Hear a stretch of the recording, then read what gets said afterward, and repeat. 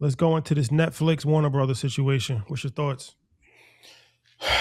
Um, I think it's really fascinating going back to the debt conversation. I don't know what the parameters were, but my first thought was, as a executive, is I'm happy. I would be happy to not have to service a $90 billion debt bill.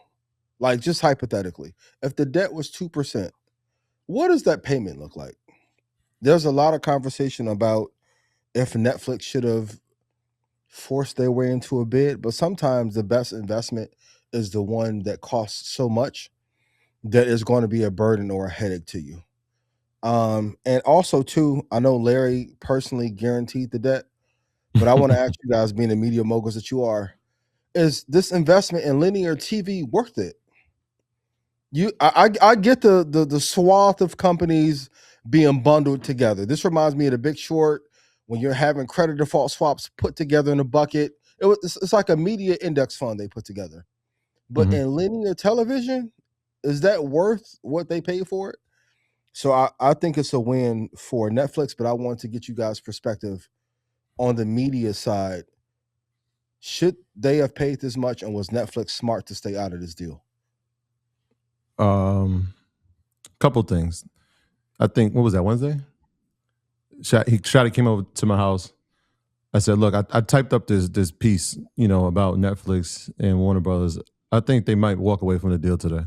Mhm. I was just like, I just, Smart the way move. things were looking, the 4 days, David Ellison being at the State of the Union, Ted Sarandos being at the White House the next day. I'm just like, Yeah. You're just threatening Susan Rice if you guys get the deal. it just felt like all those things were happening. And then Mhm. it reminded me of the conversation we've been having all 2025 about Larry Ellison and the fact that he is one of the wealthiest people in the world that doesn't have a quote unquote form of media. Mhm. They've all done it, right? Like Zuckerberg has it, um, Jeff. Bezos has it, Mhm. obviously Elon has it. And here is Larry Ellison without any form of media. Yes, he's known for software, obviously in Oracle. I think he was willing to pay whatever it took to get this. In fact, that's why they made the bid so ridiculous that Yeah. Netflix said, you know what? Sometimes walking away is the best deal. Best thing. And Yep. so they got CBS and they got CNN right inside this deal, amongst other properties for sure. But I'm just talking from the media standpoint. You got Fox and now you got CBS and you got CNN now controlled by supporters of the current administration, which is interesting. And I think that was Larry Ellison's goal the whole time. For Mhm. Netflix though, why I thought like this would be a good opportunity for them was that, okay, you were on the hook for 72 billion and now that goes back to the company. In addition to that, you get 2.8 billion from walking away. Mhm. So now your next you got 75 billion back into the company. What does that do? Well, how long is it going to take Warner Brothers and Skydance Paramount to become profitable from this deal? You want to talk about debt? How long is it Once going to again, take? remind people how much they paid for it. 110 billion. I don't They bought it wanna at $32 a share, all types of incentives. How long do you think it's going to take for them to become profitable, right? Netflix goes back into regularly scheduled programming. Now they have actually more money to now go out Mhm. and pursue live sports, to Yep. stay further ahead in the streaming space. I thought it was a great opportunity for them to say, all right, let's walk away. Let's continue what we were doing. We were going down the right path. Let's keep going. If you watch since they announced this merger, they've been down 23%. They've been hit hard. Obviously, Yeah. they had to split. I'm like, this is a good opportunity for them. Sometimes walking away is the best thing you can do. I like this for Netflix. Netflix stock is up $21 this week.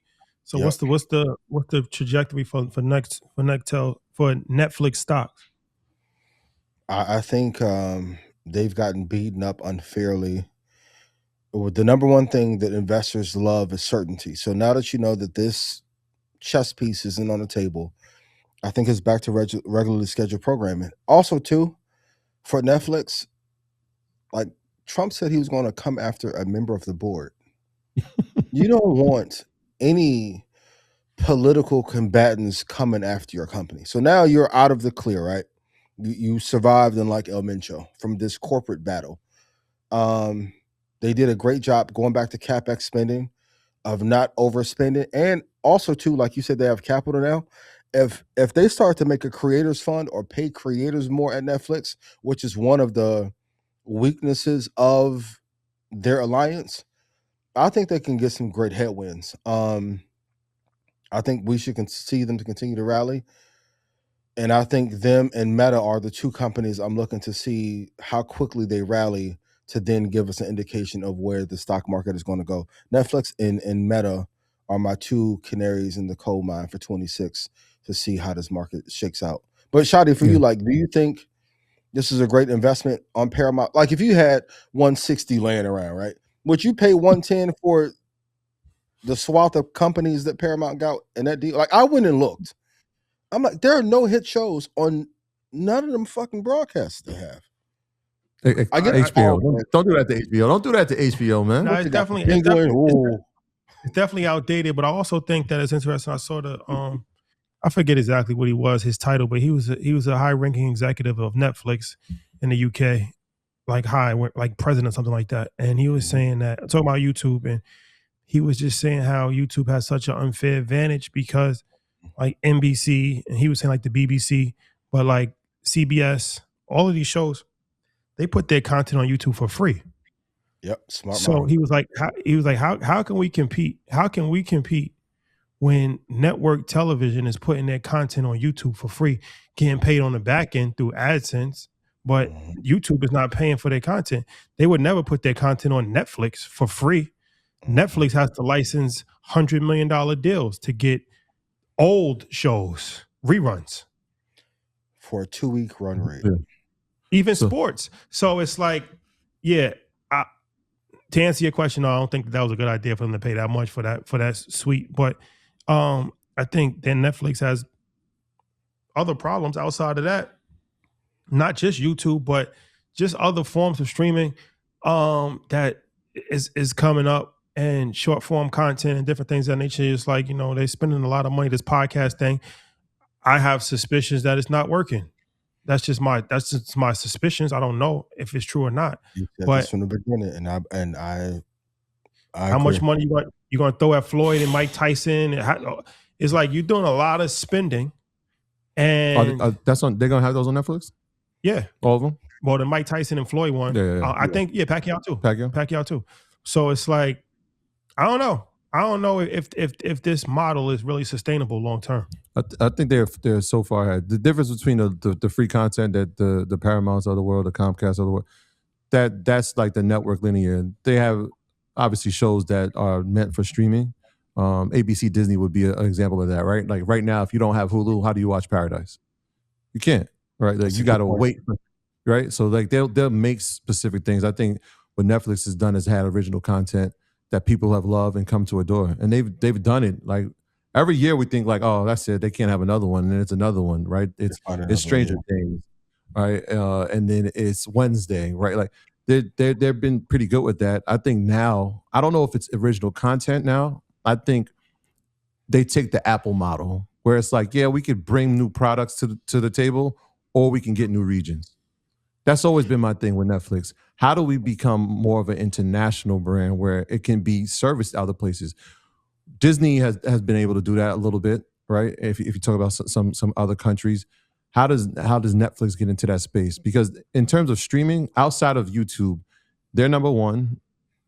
Disney would be number two, and then I don't even know. You can flip a coin on who number three is now. That Paramount and all that's mixed together. But those are the two clear favorites. I think the international play for them is there, and they have the capital, so it'll be interesting to see what they do. I think it crosses back over 100. I wouldn't be surprised to see that 115.